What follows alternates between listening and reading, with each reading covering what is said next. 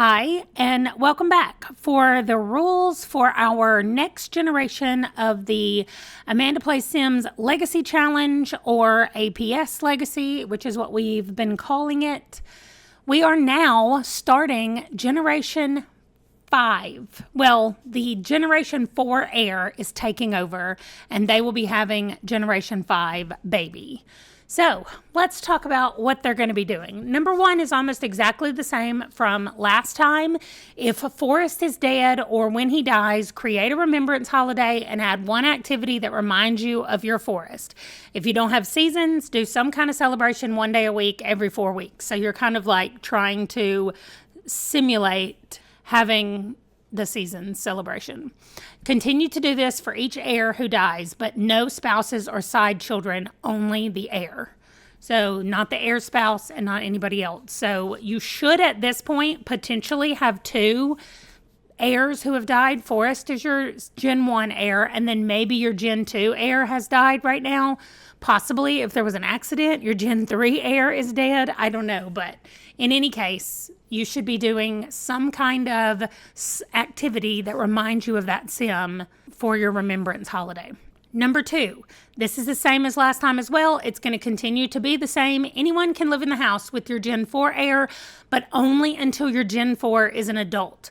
You can choose when the others move or if they stay in the house. They can't earn any money after the heir becomes an adult. At this point, you can sell any collectibles that you got during this generation. And what I mean by at this point is I mean when your Gen 4 heir takes over as a young adult, you can sell any collectibles that you got. I said I would recommend only selling the extras and keeping one of each thing for your future legacy collection, but it's up to you. You can sell them all if you want, but after you begin Generation 4, no more selling. Now, here's where the differences come in. Number 3. Your heir becomes a young adult. They get the creative trait. They will also get the friend of the animal's aspiration. You then need to pick a lot trait that's either a hangout for cats or a hangout for dogs, whichever one you want to have at your house. And over your heir's lifetime, so from the time they take over as a young adult, you need to always have at least one cat or dog in your family, only by adding as a stray. You cannot adopt. And then if something happens to the pet, you find another stray and adopt that one that way. Number 4, have 2 children, one biological and one adopted, any order you want to do it. Just make sure their names start with the letter D, and you don't get to pick the heir this generation. The heir will be the biological child. Next gen, you'll probably get to pick.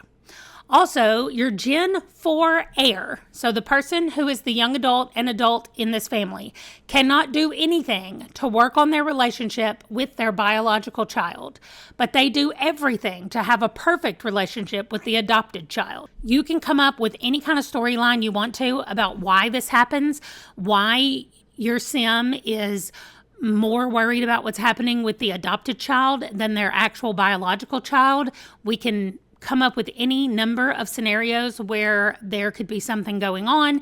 It could be that your heir, your Gen 4 heir, feels bad that the child had to be adopted, like feels sorry for them for not having their own biological family, so they give them more attention than they do their biological child.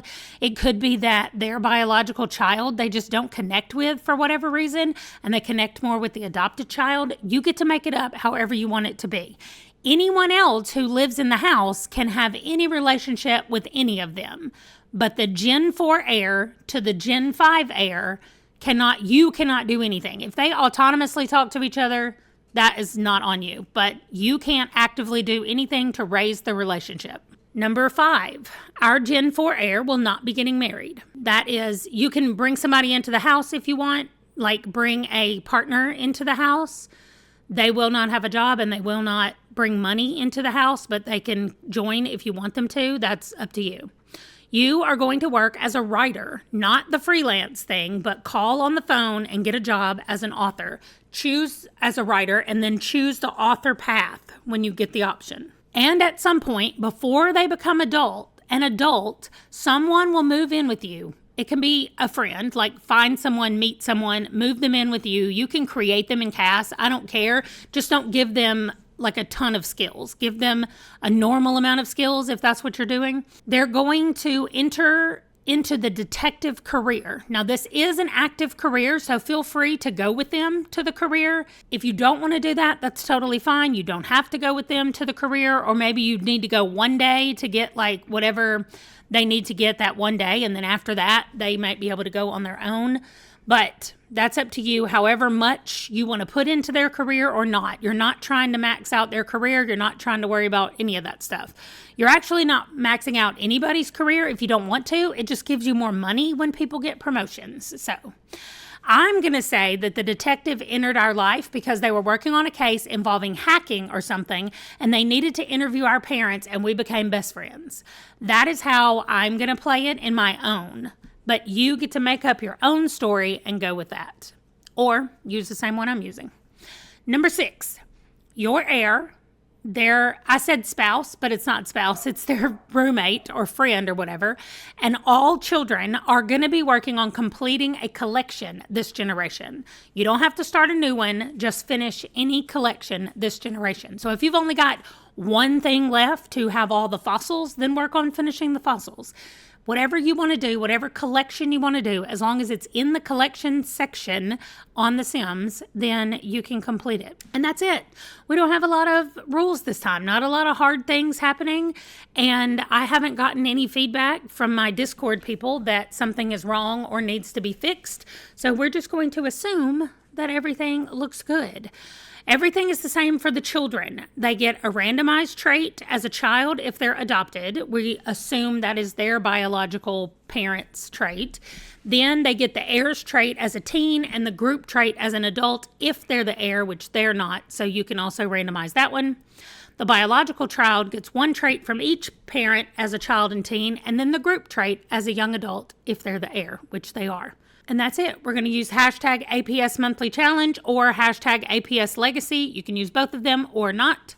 It just makes it easier for us to find it. I will be doing a video soon where I'm going to be checking that hashtag for anybody that's uploaded anything. So if you've got a family that you've been playing and you want to upload them and tell us a little bit about them, that would be fantastic. We're going to be checking out our APS legacy people later in the summer.